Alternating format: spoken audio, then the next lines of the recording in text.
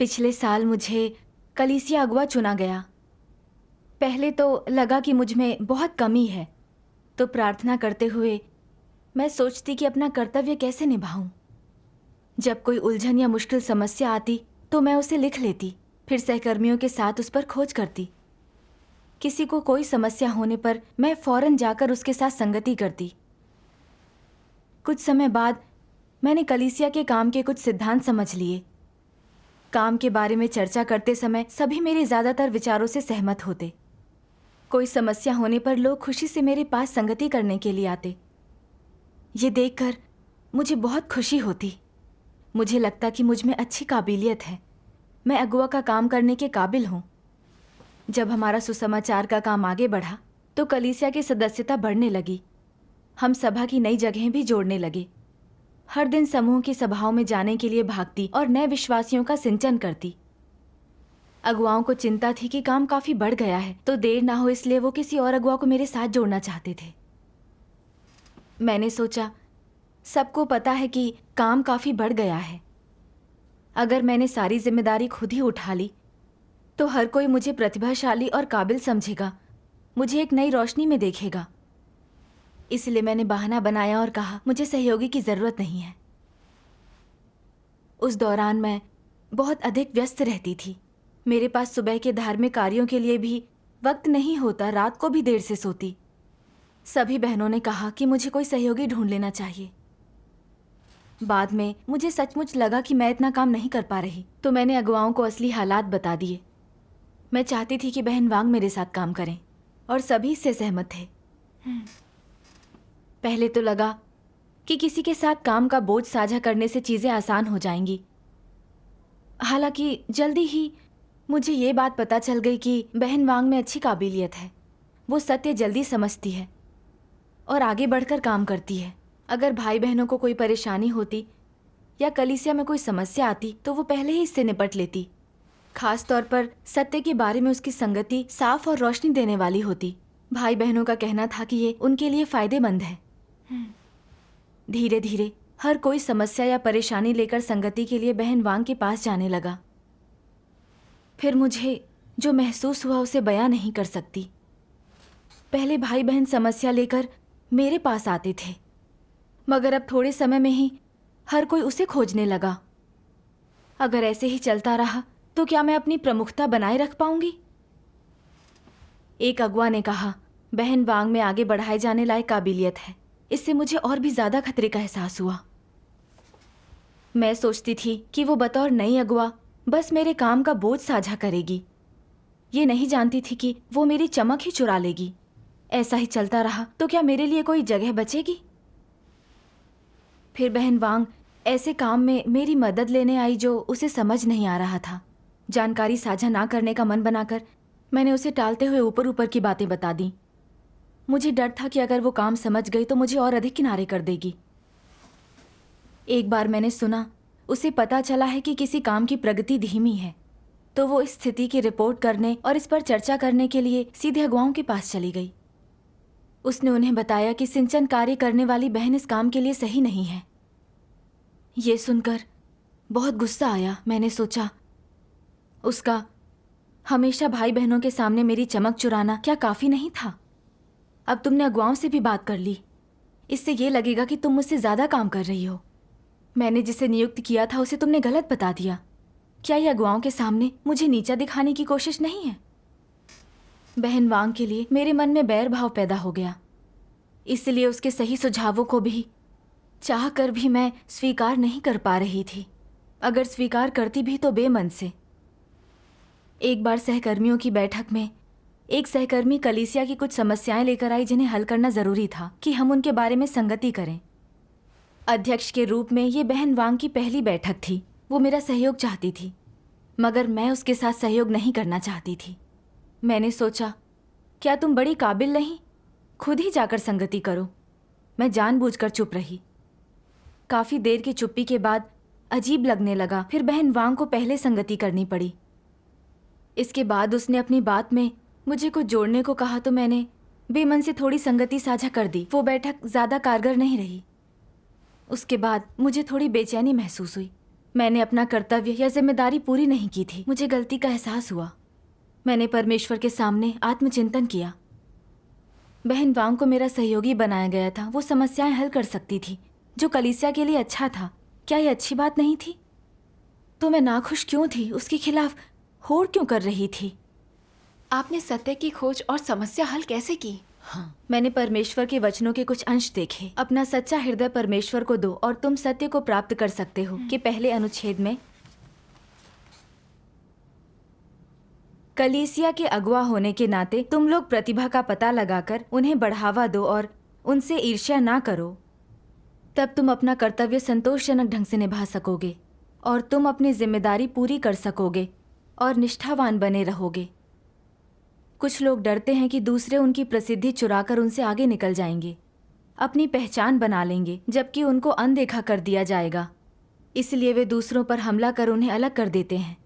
क्या यह प्रतिभावान लोगों से ईर्ष्या करने की बात नहीं है? क्या यह स्वार्थी और निकृष्ट होना नहीं है? यह किस तरह का स्वभाव है? यह दुर्भावनापूर्ण है। केवल अपने हितों के बारे में सोचना, सिर्फ अपनी इच्छाओं को संतुष्ट करना, दूसरों के कर्तव्यों पर कोई ध्यान न देना या कलीसिया के हितों की ना सोचना, ऐसे लोग बुरे स्वभाव के होते हैं और परमेश्वर उन्हें नापसंद करता है। आमीन। आमीन। परमेश्वर के वचनों से मुझे एहसास हुआ कि बहन वांग से दुश्मनी रखने और उसकी काबिलियत से ईर्ष्या होने का कारण था अपने पद और प्रतिष्ठा की बहुत अधिक परवाह करना। बहन वांग की अच्छी काबिलियत, कर्तव्य के प्रति उसके सक्रिय रवैये और सम्मान पाने की उसकी क्षमता देखकर मुझे लगा मेरे पद को खतरा है। इसलिए मैं उसे नापसंद करने लगी और उसके लिए बैर भाव रखने लगी। जब उसे मेरे काम में समस्याएं दिखीं और उसने अगुवाओं से इन्हें हल करने का तरीका पूछा, तो मेरा बैर भाव और गुस्सा और भी ज़्यादा बढ़ गया। मुझे लगा उसने मेरी चमक चुरा ली और मेरी कमियां अगुवाओं को बता दी। मन ही मन मैं उसके साथ होड़ कर रही थी और जब उसने कुछ उचित सुझाव सामने रखे तो मैं उसकी बात सुनना नहीं चाहती थी। जब वो किसी की समस्या हल नहीं कर पाती तो मैं उसे देखकर हंसती, उसे कमज़ोर बनाने की कोशिश करती, जिससे हमारी बैठक ज़्यादा कारगर नहीं होती थी। मैं पद और प्रतिष्ठा के पीछे भाग रही थी। मैंने सिर्फ अपने हितों की बात सोची, परमेश्वर के घर के कार्य की रक्षा नहीं की। मैं कितनी स्वार्थी और नीच थी, बस अपना दुष्ट शैतानी स्वभाव दिखा रही थी। इससे परमेश्वर को नफरत है। वाकई। फिर मैंने परमेश्वर के वचन देखे। भाई बहनों के बीच सहयोग एक की कमजोरियों की भरपाई दूसरों की खूबियों से करने की प्रक्रिया है। तुम दूसरों की कमियों की भरपाई अपनी खूबियों से करते हो और दूसरे तुम्हारी कमियों की भरपाई अपनी खूबियों से करते हैं। यही सीखने और सामंजस्य के साथ सहयोग करने का अर्थ है। सामंजस्य में सहयोग करके ही लोग परमेश्वर से आशीष पा सकते हैं। व्यक्ति इसका जितना अनुभव करता है उतनी ही वास्तविकता पाता है, उसका मार्ग उतना ही उजला होता है, मन और भी शांत हो जाता है। आमीन। दूसरों के साथ काम करते समय लोगों को उपयोगी होने के लिए क्या करना चाहिए? एक दूसरे की कमियां पूरी करना, उन्हें सामने लाना, नज़र रखना, तलाश करना और एक दूसरे से सलाह लेना। आमीन। आमीन। इन वचनों से मुझे एहसास हुआ कि सहयोगी होने का मतलब सिर्फ काम में हाथ बटाना नहीं है, ना ही उससे होड़ या तुलना करनी चाहिए। सबसे ज़रूरी है अपने कर्तव्य में एक दूसरे का साथ देने के साथ नज़र भी रखना और चीज़ों को सामने लाना। आमीन। मैंने सोचा कि कैसे काम में सहयोगी बनने के बाद बहन वांग ने कुछ ऐसी समस्याएं ढूंढ निकाली जो मैं जानती ही नहीं थी। उसकी संगति भी रोशन करने वाली थी। वो व्यवहारिक समस्याएं हल कर पाती थी। इससे कलीसिया के काम में भी मदद मिली। उसने समस्याएं देखी तो आगे बढ़कर अगुवाओं से मदद मांगी। ये कलीसिया के काम का बोझ उठाना और उसे कायम रखना था। हाँ। मगर मुझे बहुत गुस्सा आया। क्या ये सत्य और सकारात्मक चीज़ों के खिलाफ जाना नहीं था? अगर उसने मेरे चुने हुए व्यक्ति को अयोग्य नहीं पाया होता और समय पर कदम नहीं उठाया होता तो इससे कलीसिया के काम को नुकसान पहुंचता और वो मेरा अपराध होता। बहन वांग ने जो समस्याएं उठाईं तो मुझे भी आत्मचिंतन का मौका मिला। मैंने जाना कि मुझे और अधिक मेहनत करके सिद्धांत खोजने होंगे। इससे मैं अपनी कमियां दूर कर पाई। सही बात है। मिलजुल कर सहयोग करना और एक दूसरे की मदद करना कर्तव्य निभाने का सबसे अच्छा तरीका है। बिल्कुल सही। तब से बहन वांग के साथ अपने काम में जब भी मुझे ईर्ष्या होती तो मैं परमेश्वर से प्रार्थना करके खुद की इच्छाओं का त्याग करती। मैं अपनी ईर्ष्या किनारे कर पाई और अब दुखी नहीं रहती थी। जब भी वो सही सुझाव देती तो मैं उसके साथ मिलकर काम करती। इस पर अमल करके मुझे आज़ादी का एहसास हुआ। परमेश्वर का धन्यवाद। कुछ समय बाद जब मैंने लोगों को अपनी समस्याओं पर संगति के लिए बहन वांग के पास जाते देखा तो मुझे फिर से बेचैनी होने लगी। हमने अपनी जिम्मेदारियां बांट ली थी, तो वे सिर्फ उसके पास ही क्यों जा रहे थे? क्या सचमुच मुझ में कोई कमी है? मैं जानती थी कि ऐसा सोचना गलत था, मगर ऐसा महसूस करने से खुद को रोक नहीं पाई। बाद में मुझे नए विश्वासियों के सिंचन की जिम्मेदारी मिली और सभाओं में नए समूहों की व्यवस्था की गई। मुझे बहन वांग को साथ रखना चाहिए, मगर उसे ले गई तो वहाँ भी लोग अपनी समस्याएं लेकर मेरे पास आने की बजाय उसके पास जाने लगे, तब क्या होगा? इसलिए मैंने उसे छोड़ दिया। कई दिनों तक मुझे बहुत बेचैनी और परेशानी महसूस हुई, मगर मैंने अपने दिल को शांत करके बेचैनी का कारण जानना नहीं चाहा। एक दिन एक अगुआ ने वैसे ही कहा कि बहन वांग बहुत कम उम्र की है। पहले वो जल्दी नाराज होकर अपनी मनमर्जी चलाती थी। जब लगा कि अगुआ की राय उसके बारे में ऊंची नहीं है तो बहुत अच्छा महसूस हुआ। फिर मैंने आग में घी डालते हुए कहा, हाँ, कर्तव्य निभाते हुए उसे सबका ध्यान खींचना और दिखावा करना पसंद है।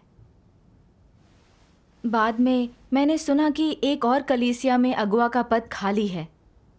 हमारे अगुआ सोच रहे थे कि हमारी कलीसिया से किसी को वहां भेज दिया जाए।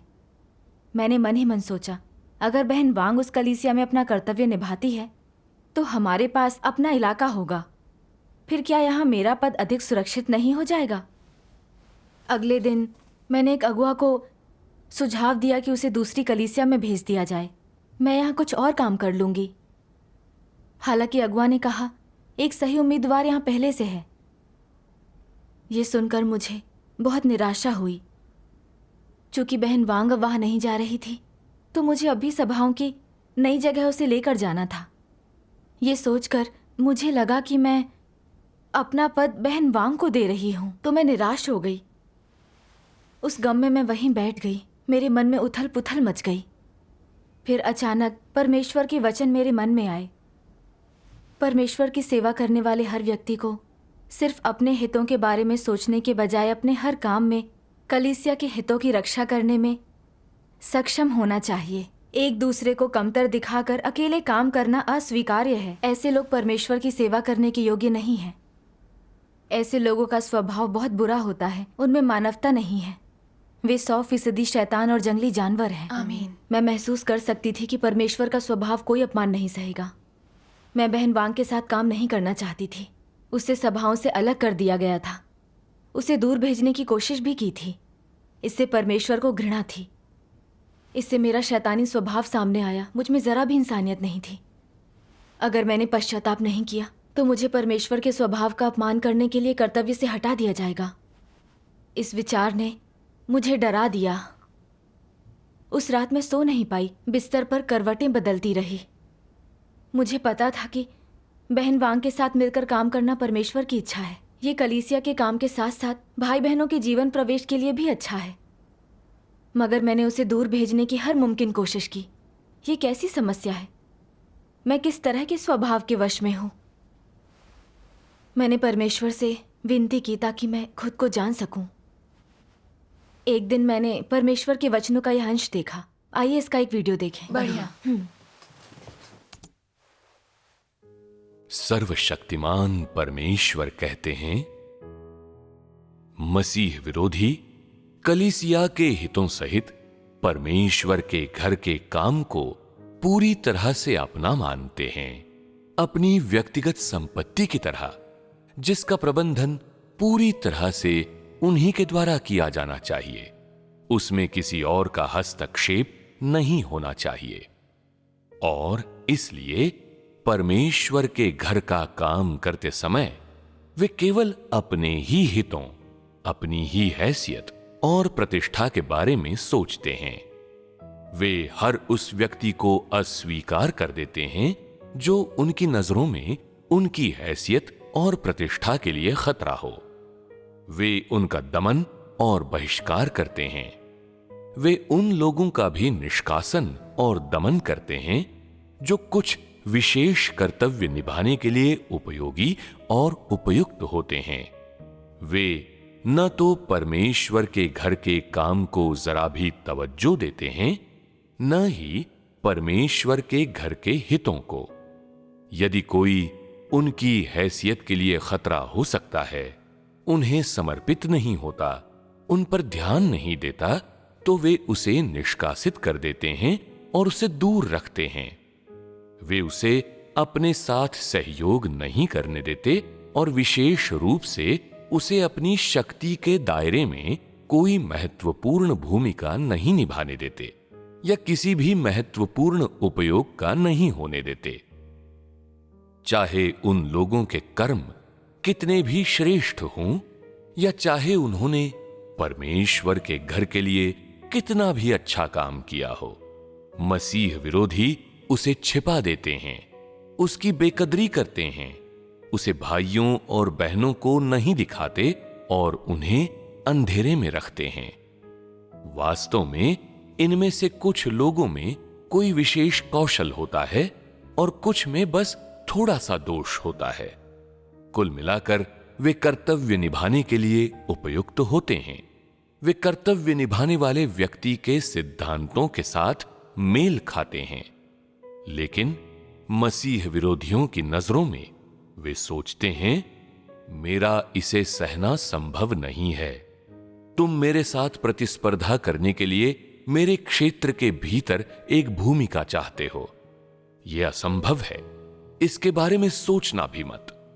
तुम मुझसे अधिक सक्षम हो, मुझसे अधिक मुखर हो, मुझसे अधिक शिक्षित हो और मुझसे अधिक लोकप्रिय हो। यदि तुमने मेरी सफलता चुरा ली तो मैं क्या करूंगा? तुम चाहते हो कि मैं तुम्हारे साथ काम करूं? इसके बारे में सोचना भी मत। क्या वे परमेश्वर के घर के हितों पर विचार कर रहे हैं? नहीं, वे बस इस बारे में सोच रहे हैं कि अपनी हैसियत कैसे सुरक्षित करें। इसलिए वे इन लोगों का उपयोग करने के बजाय परमेश्वर के घर के हितों को नुकसान पहुंचा देंगे। ये बहिष्कार है। आमीन। परमेश्वर के प्रकाशन से ये साफ हो गया कि मसीह विरोधियों की प्रकृति दुर्भावनापूर्ण होती है। उनका मानना है केवल एक ही अल्फा पुरुष हो सकता है और ब्रह्मांड का सर्वोच्च शासक मैं ही हूं। वे पद और प्रतिष्ठा को अन्य सभी चीजों से ज्यादा अहम मानते हैं। वे सबसे आगे रहना चाहते हैं और किसी को आगे नहीं निकलने देते। वे अपने पद के लिए खतरा बने व्यक्ति को अलग हटाने की कोशिश करते हैं। वो दूसरों की खूबियों और गुणों पर पर्दा डालते हैं। दूसरों ने परमेश्वर के घर के हितों का कितना भी ध्यान रखा हो, वे इस पर पर्दा डालकर छिपा देते हैं और दूसरों के काम का श्रेय वो खुद ले लेते हैं। सही है। मैंने इन बातों की रोशनी में आत्मचिंतन किया। मेरी हरकतें उतनी गंभीर नहीं थी जिन्हें परमेश्वर ने उजागर किया था, पर मैं एक मसीह विरोधी जैसा ही स्वभाव दिखा रही थी। बहन वांग की काबिलियत, उसकी खूबी और दूसरों के मन में उसके प्रति सम्मान को देखकर मैंने सोचा कि उसने मेरी प्रसिद्धि चुरा ली। इसलिए मेरे मन में उसके प्रति बैर भाव आ गया। लगने लगा कि वो मेरे पद के लिए खतरा बन रही है। जब हमने साथ काम करना शुरू किया तो इस डर से कि कहीं मेरा रुतबा ना छिन जाए, मैं उसे कई सभाओं में नहीं ले गई। मैंने एक अगुआ के सामने उसकी खूबियों और गुणों का जिक्र किए बिना उसकी आलोचना भी कर दी। मैं तो चाहती थी कि अगुआ उसे किसी दूसरी जगह कर्तव्य निभाने के लिए भेज दें। मैं अपनी निरंकुश महत्वाकांक्षा पूरी और सारे फैसले खुद करना चाहती थी।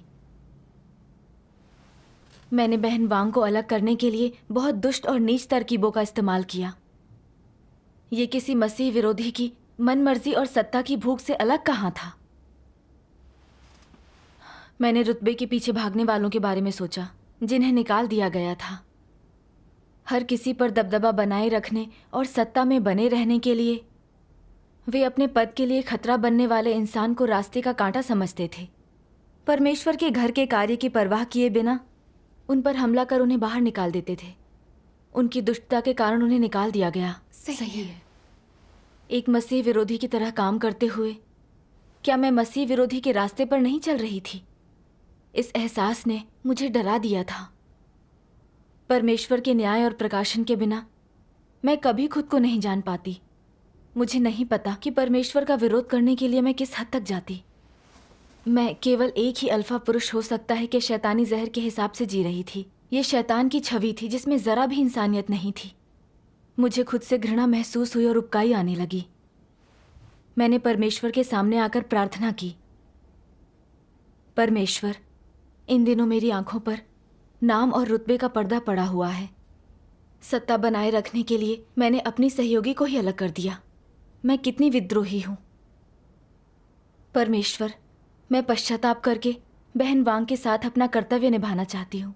परमेश्वर का धन्यवाद। फिर मैंने परमेश्वर के वचनों का ये अंश देखा। बढ़िया। सहयोग में दूसरों से मदद और सुझाव मांगना, दूसरों की सलाह लेना और समस्या होने पर सत्य सिद्धांतों की तलाश करने में सक्षम होना शामिल है।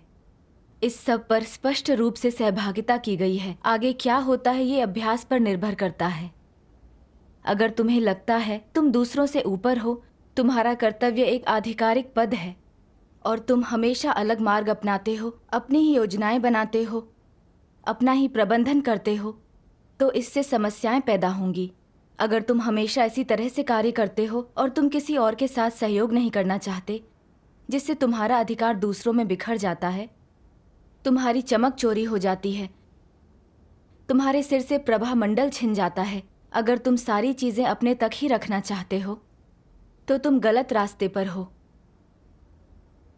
पर अगर तुम अक्सर सत्य की तलाश करते हो और ऐसी चीजें अलग रखकर उसका अभ्यास करते हो, दूसरों के साथ सक्रियता से सहयोग कर सकते हो, अक्सर अपना दिल खोलकर परामर्श और सलाह ले सकते हो, उनके सुझाव मान सकते हो, उनके विचार और शब्द ध्यान से सुन सकते हो, तो तुम सही रास्ते पर सही दिशा में जा रहे हो। आमीन। परमेश्वर के वचन अभ्यास का मार्ग साफ दिखाते हैं। हाँ, सही बात है। मिलजुल कर काम करने के लिए हमें अपने अहम को किनारे रखना होगा और दूसरों से सीखना होगा। दूसरों की राय को ध्यान से सुनना होगा, जरूरत होने पर मदद करनी होगी। मुझ में कोई विशेष गुण नहीं थे, सत्य वास्तविकता का अभाव था। परमेश्वर ने ये कर्तव्य दिया कि मैं खुद को प्रशिक्षित करूं, सत्य हासिल करके अपने जीवन में आगे बढ़ सकूं। मगर थोड़ा हासिल होते ही मैं ऊपर पहुंचकर अगुवा के पद पर काबिज होना चाहती थी। मैं तो अपने पद पर रहकर सारे फैसले खुद ही लेना चाहती थी। मैं कितनी नासमझ थी। इसका एहसास होने पर मैं पछतावे और घृणा से भर गई। मैं फौरन बहन वांग को सभाओं की नई जगह ले जाने लगी, सारी बातें अच्छे से समझाईं ताकि वो तेजी से काम करने लगे। बहन वांग अपनी जिम्मेदारी और कर्तव्य के प्रति सचेत थी और सत्य सिद्धांतों की खोज पर ध्यान देती थी। अब मैंने इसे अपने पद के लिए खतरा नहीं माना। इसके बजाय मदद के लिए ऐसी साथी की व्यवस्था करने पर बहुत बढ़िया। मैंने परमेश्वर का धन्यवाद किया। तब से कहीं अटकने और भाई बहनों की कोई समस्या हल ना कर पाने पर मैं बहन वांग से संगति करने के लिए कहती। मैं लोगों को उसके पास जाने के लिए भी कहती। इस पर अमल करने से मुझे आज़ादी का एहसास हुआ और कलीसिया का काम अच्छे से आगे बढ़ने लगा। परमेश्वर का धन्यवाद। ये सब देखकर मैंने सोचा, अगर बहन वांग को दूर भेज दिया जाता जैसा कि मैं चाहती थी, तो मैं इस काम को अकेले ठीक से संभाल नहीं पाती। हाँ, इससे कलीसिया के काम को नुकसान पहुंचता, उसमें देरी होती। ये तो दुष्टता करना होता। सोचने पर लगा कि परमेश्वर ने मेरे लिए कितनी अच्छी साथी की व्यवस्था की थी। मैंने दिल से उसका धन्यवाद किया। परमेश्वर का धन्यवाद। परमेश्वर हमसे काबिल इंसान को हमारा सहयोगी इसलिए बनाता है ताकि वो हमारी कमजोरी की भरपाई कर सके। इससे हम जीवन में तेजी से आगे बढ़ पाएंगे। ये परमेश्वर का अनुग्रह और आशीष है। हाँ। कुछ महीने बाद मैंने देखा कि कलीसिया की बहन लिन में सत्य समझने की काबिलियत है और मुझसे कहीं अधिक समझदार है। सिद्धांत के आधार पर वो अगुवा के पद के लिए सही थी और मैं उसकी सिफारिश करना चाहती थी। फिर मुझे लगा कि अगर वो कलीसिया की अगुवा बन गई तो मेरा पद खतरे में पड़ जाएगा। तभी मुझे परमेश्वर के वचन याद आए, अपना सच्चा हृदय परमेश्वर को दो और तुम सत्य को प्राप्त कर सकते हो। तुम्हें इन चीजों को छोड़ देना, अलग कर देना, दूसरों की अनुशंसा करना और उन्हें विशिष्ट बनने देना सीखना चाहिए। अलग दिखने का अवसर मिले तो उसका फायदा उठाने के लिए संघर्ष मत करो। पीछे हटने का कौशल सीखो, लेकिन कर्तव्य के निर्वहन में देरी मत करो। शांत गुमनामी में काम करो और कर्तव्य निभाते हुए किसी तरह का दिखावा ना करो। बातों को जितना छोड़ोगे उतनी ही शांति पाओगे। तुम उतने ही शांत चित्त बनोगे, तुम्हारे हृदय में उतनी ही ज्यादा जगह खुलेगी और तुम्हारी अवस्था में उतना ही अधिक सुधार होगा। तुम जितना संघर्ष करोगे तुम्हारी अवस्था उतनी ही अंधेरी होती जाएगी। विश्वास नहीं है तो आजमा कर देखो। आमीन। परमेश्वर के वचनों ने मुझे अभ्यास का मार्ग दिया। मुझे अपनी स्वार्थी इच्छाओं के बजाय पहले कलीसिया के काम के बारे में सोचना होगा। बहन लिन बेहतर अगुआ साबित होगी, इसलिए मुझे उसकी सिफारिश करनी चाहिए। यही परमेश्वर की इच्छा थी और ऐसा करना ही सही था, इसलिए मैंने उसकी सिफारिश कर दी। परमेश्वर का धन्यवाद। जब वो कलीसिया अगुआ बन गई तो मैंने बिना कोई संकोच किए हर बात उसके साथ साझा की जो मुझे पता थी। जहाँ तक हो सका मैंने उसका समर्थन और सहयोग किया। बहन लिन और बहन वांग को कर्तव्य निभाते, अच्छे नतीजे हासिल करते और हर किसी की स्वीकृति पाते देखकर मैं तो रो ही पड़ी। मगर इस बार ऐसा रुतबा खोने की भावना के कारण नहीं था। हर कोई परमेश्वर के घर के कार्य को कायम रखने के लिए साथ मिलकर काम कर रहा था। मैं इतनी प्रेरित हुई कि बता नहीं सकती। इन सारे अनुभवों से गुजरकर मैंने जाना सत्य पर अमल करना और दूसरों के साथ मिलकर अच्छे से कर्तव्य निभाना कितना अहम है। बेशक, परमेश्वर का धन्यवाद। परमेश्वर के न्याय का अनुभव करने के बाद ही भ्रष्टता को दूर किया जा सकता है। हाँ, परमेश्वर का कार्य कितना व्यवहारिक है। हाँ, परमेश्वर का धन्यवाद।